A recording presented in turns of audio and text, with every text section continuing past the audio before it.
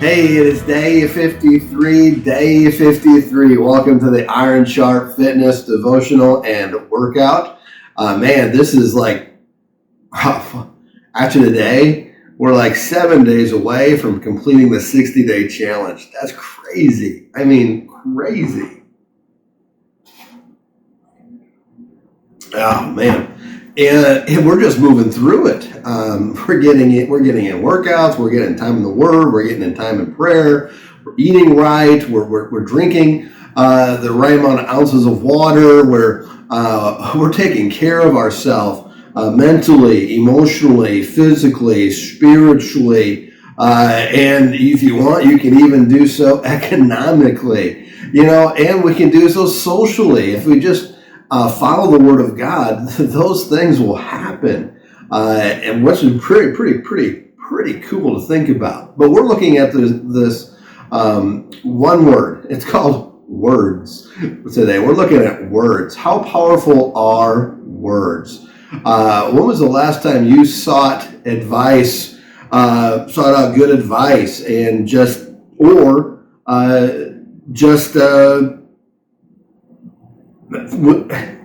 and when you sought that advice, you actually went to somebody who would tell you what you needed to hear, not what you wanted to hear. I mean, that's where good advice comes from. Not from those that will always agree with you, but those that will challenge your thinking. And how do they communicate that advice? They use words. When was the last time you told somebody what they needed to hear instead of what they wanted to hear? Or stop and consider this. How was the message delivered?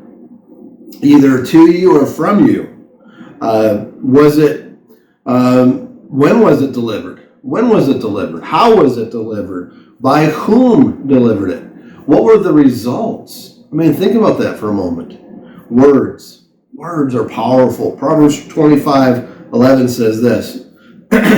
Timely advice is lovely, like golden apples in a silver basket. I like that. Timely advice is lovely, like golden apples in silver basket. I mean, those words create a picture in my mind of what that would look like. You see, the right words spoken in the right way at the right time by the right person really does enrich our lives and helps us on our journey. The opposite is also true. As we move into James chapter 3, again, I want us to really simply talk about words. I enjoy reading books of various kinds. I mean, I especially enjoy audiobooks. When I drove over the road as a professional truck driver, and yes, I did a 4-year stint doing that. And now for some people that's not that long, especially guys that have been doing it for decades. But for me, that was time, and I learned a lot in that time. And one of the things that I would do is I would go to the local library, and where I lived, they had an interlibrary loan system, and I could get any audiobook basically for free. I just had to order it. It would be delivered to that library. I'd have 2 weeks, and I would load up on audiobooks when I left every week. I was returning books, I was picking up audiobooks, and I especially looked for books that were 30 and even 40 plus hours long. You're like, what? I said, yeah, because typically one book would get me through an entire week if it was 40 plus hours long. And if it was an adventure, or if it was a documentary, if it was this or that, you really could get to know the characters. There was a lot of character development. And the guys that wrote those books that were that long, they really spent time focusing on the details. They used words to enhance the environment, the setting, which allowed me to create pictures in my mind of what was going on. And when I'm driving down the road, the miles ticked by mile, listening to those audiobooks, whether it was listening to a dramatized version of Narnia, whether it was listening to a swashbuckling type or a fiction of various kinds. It really took you places, and you could go places in books that you may not be able to go. And that's one of the cool things about books. Books allows you to travel. Books allows you to read. You can look back in the past. You can look to the future. You can be in the present. And it's words that communicate that. Words paint pictures of all kinds. And it can only take a few words to create a picture. Here's an example, and some of us may have experienced this recently. The icy windshield. The icy windshield, my nemesis, especially when you forget to lift up the wipers before yeah. And then you have the truck spins into the ditch. That creates a picture in your mind. Snow's flying, the truck is spinning, and into the ditch it goes. The snowplow blasted our car with snow and slush. You ever had that happen? This happens on divided highways where it's divided by a concrete median, and the snowplow is plowing it going one direction. It's throwing snow and slush across the concrete median. You're driving along and bam, you get blasted by snow and ice and slush. And I even saw a YouTube video recently where a car happened and they spun into it and it went out of control and caused an accident. So there's all kinds of ways you can see where words impact our lives. Words have power to build. They have power to destroy. Words encourage and tear down. The words share good ideas and bad ideas, and the list goes on and on. But one of the things we need to consider is that our words have lasting consequences. Words like, yes, I will marry you. Yes, I will go with you. Yes, I will stand by you. Yes, I will, whatever that is. Words slip from the mouth, and we find ourselves backpedaling or trying to get them back, but they're out there, Or you're like, did I really say that out loud? Man, sometimes we're like, ooh, what was I thinking? But we weren't thinking. Typically we weren't. We just puked. We really should stop and truly think of before we speak, because our words have power to shape people's perceptions of us. As such, our words shape people's perceptions about what we believe about God. Our words are windows to who we are. What makes us tick, our interests and concerns are heard as much as seen. I would strongly encourage you to stop and think about what you say, even write or rant about with others, even on social media. Our words paint a picture of who we are. Our words will build or tear down.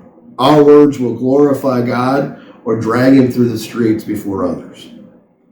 Will your words be, as Proverbs 25:11 describes, golden apples and pitchers of silver? Each of our words should be, sure could be. Each of our words sure could be. If we took time to stop and think before we speak. Or as Pastor James shares in James chapter 1, verse 19, you must be quick to listen, slow to speak, and slow to grow angry. I would encourage you to spend some time reading James chapter 3, verses 1 through 12, visualizing what these words are painting, and then to ponder their meaning. I will read them now, and I would encourage you to visualize what these words are painting as we ponder their meanings. James chapter 1, begin reading at verse 3. Dear brothers and sisters, not many of you should become teachers in the church. For we who teach will be judged more strictly. Indeed, we all make many mistakes. For if we could control our tongues, we would be perfect and could also control ourselves in every other way. We can make a large horse go wherever we want by means of a small bit in its mouth. And a small rudder makes a huge ship turn wherever the pilot chooses to go, even though the winds are strong. In the same way, the tongue is a small thing that makes grand speeches, but a tiny spark can set a great forest on fire. And among all the parts of the body, the tongue is a flame of fire. It is a whole world of wickedness, corrupting your entire body. It can set your whole life on fire, for it is set on fire by hell itself.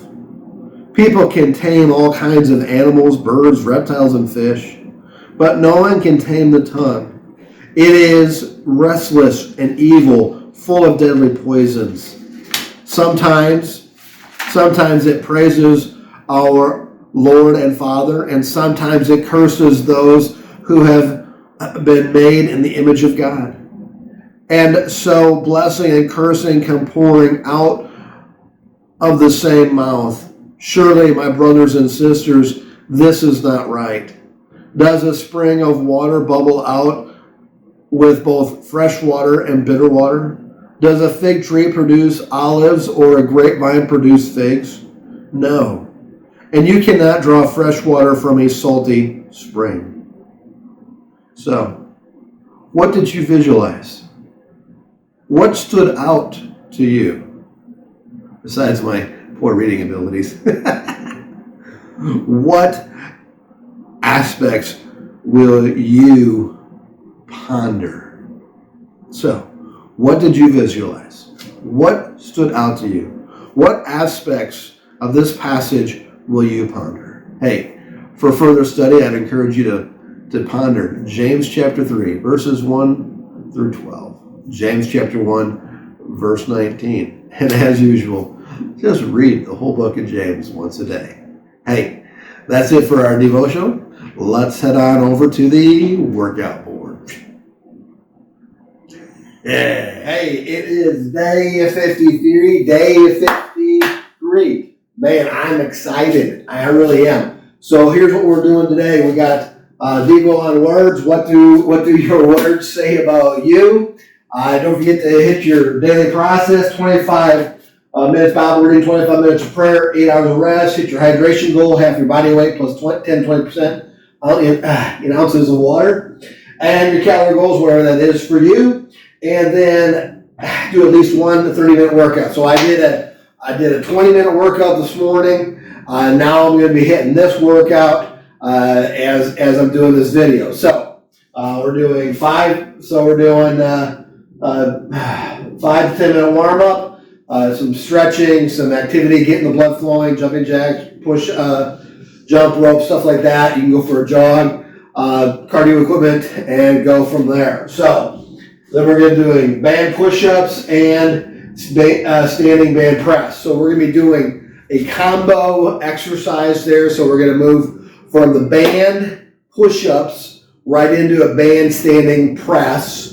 There's no break until you do one set, and then you take a 30-second break after you get the push-ups and the band press in. Once you get those both done, then you take a 30-second break, repeat. We're doing this to failure. So you're going to do your push-ups until your form falls apart and you can't do them anymore. So whatever that number is for you, okay?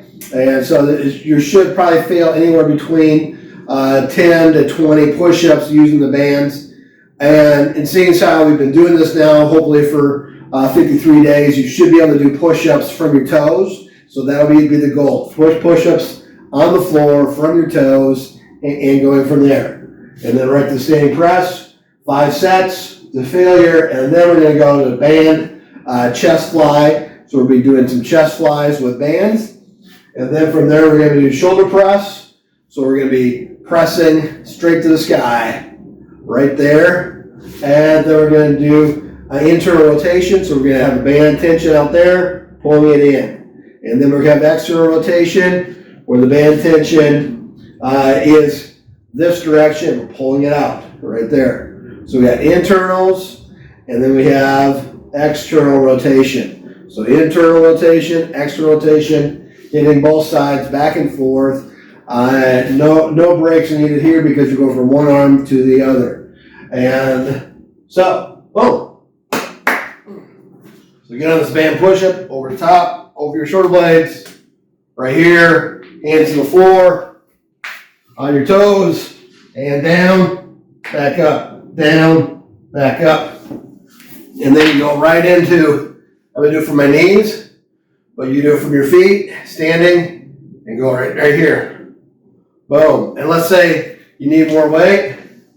Grab a second band, flip it over, and I'm all set right here.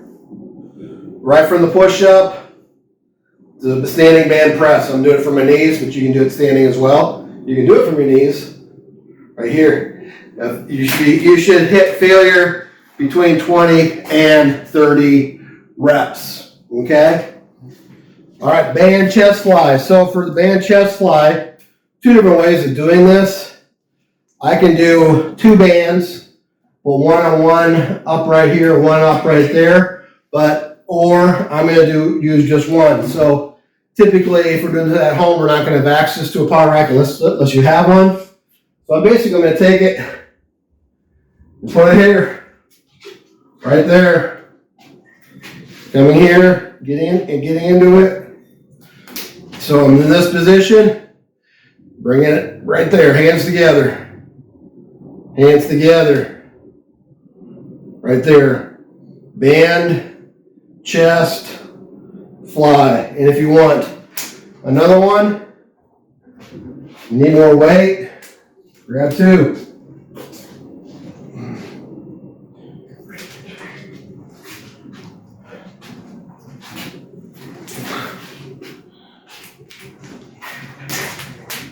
And right here, bring it together. So I'm trying to push my arms, keep them straight. Bring them together, squeeze that chest together. Right there, good chest squeeze. And if you want, instead of doing a double shoulder press, you can do a single, where you take your hand, push it straight up, back down, straight up. You get in your 12 to 16 reps there, and go again, just standing on with your heel and straight up. And from hand, there, 12 to 16 reps in the shoulder press. If you want to do it together, again, kind of like the thruster position you got into, but hands are wide, pushing it up. Hands are wide, pushing it up, right there. All right, now we have remember the band internal and external rotation. You take the band, strap it on. You want it to be about this height, right there. Okay, so we're here, and internal rotation, right there. Internal rotation. Right there, 12 reps. Yes, 12 reps, 3 sets here. Boom, boom. And then to hit the external rotation, take a step forward right there, and I'm going to take it out.